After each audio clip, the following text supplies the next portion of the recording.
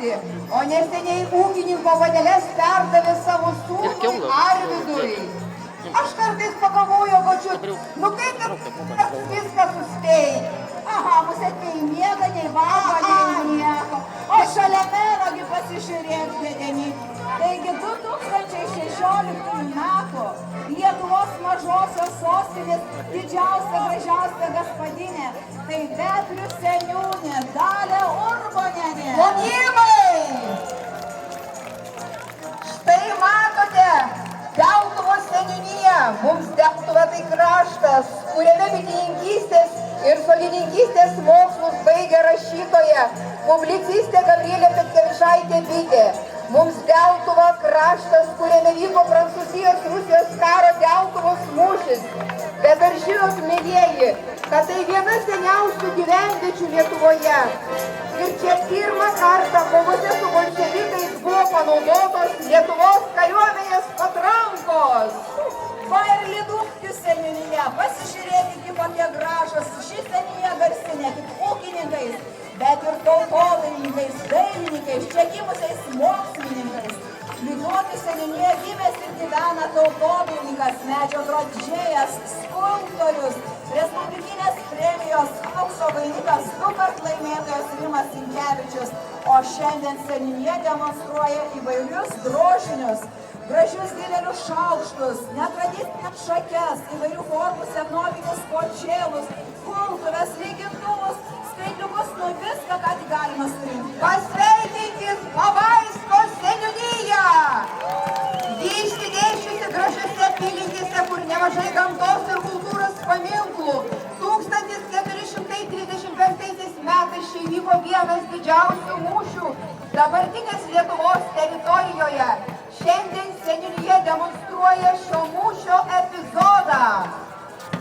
Livonija seniūnija atėjo į mūsų aikštę. Įdomi tuo, kad kokia gėlelė Ukmergę apgaugus, sudaryta iš 2 dalių, o seniūnijos centras pačiam Ukmergės miestelį. Visoje Lietuvoje žinomas Krikštėnų miestelis. Čia galima susipažinti su lino kelio darbais, išmokti velti vertinius, juostas pinti, išmokti drožti įvairius drožinius. Eisenoje neša įvairius rakandus, šukas, linam šukuoti, lygintuvą, lino gaminius.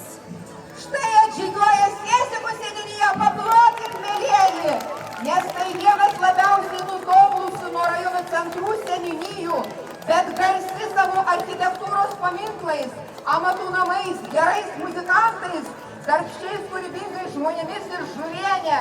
Ir šiandien seniūnija demonstruoja duonos kepimą, jos gamybai naudotus įrankius, kubilą, lyžę, rėtį, naščius, geldą ir spragilą. Audringi plojimai brangieji Šešuolių seniūnijai. Ši seniūnija garsėja kalvystės ir keramikos amatais. Lietuvoje garsėja Šešuolių giria, šiuo metu ypač lankoma labai daug grybų. Seniūnija demonstruoja degantį kelmą. Žadėjo ir medinių grėblių, va matot, kokia krūva didžiausia. Paplokim Šešuoliams. Taigi, mėlieji, matome Taujėnų seniūnijos pagamintą baltišką ženklą ir žygiuojančius darbščius šio krašto žmonės. Šiame krašte gimė pirmasis Lietuvos prezidentas Antanas Smetona. Čia ant kalno stovi Vilniaus katedros mažoji kopija. Čia visus savo paslaptimis vilioja Radvilų rūmai. Čia gyvena ir šį kraštą puoselėja mūsų rajono meras Rolandas Janickas. Šiandien seniūnija pristato lino kelią. O Ukmergės miestelis, taigi brukų brukavotas, legendom apipintas, dainom apdainuotas. Čia ir didžiausia Lietuvos kryžkelė, o koks piliakalnis pačia miesto centre. Upė Šventoji per patį miestą centrą teka. Vilkmergėlė savo vandenims papildo Šventosios upę. Ir seniūnija demonstruoja grūdo kelią. Turi 2 lyžes, mačiau, o eisim pasižiūrėti. O eisim nematytas daiktas. Paplokit Veprių seniūnijai. Nors ir mažiausia plotų kaimiškoji seniūnija Ukmergės rajone, tačiau tai viena įdomiausių, garsiausių ir gausiai gamtos grožio apdovanotų Ukmergės rajono vietovių. 2016 metais tapsianti mažąją Lietuvos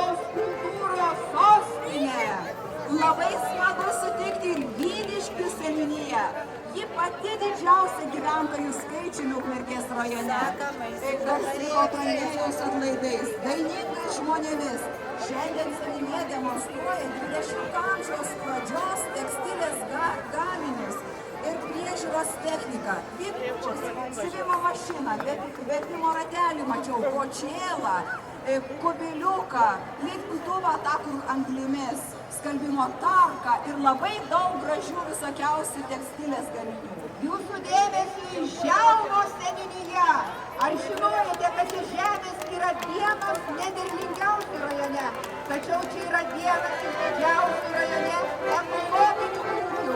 Seniūnija puoselėja senas vietos arklininkystės ir žirginivystės tradicijas, tolimi Želvai.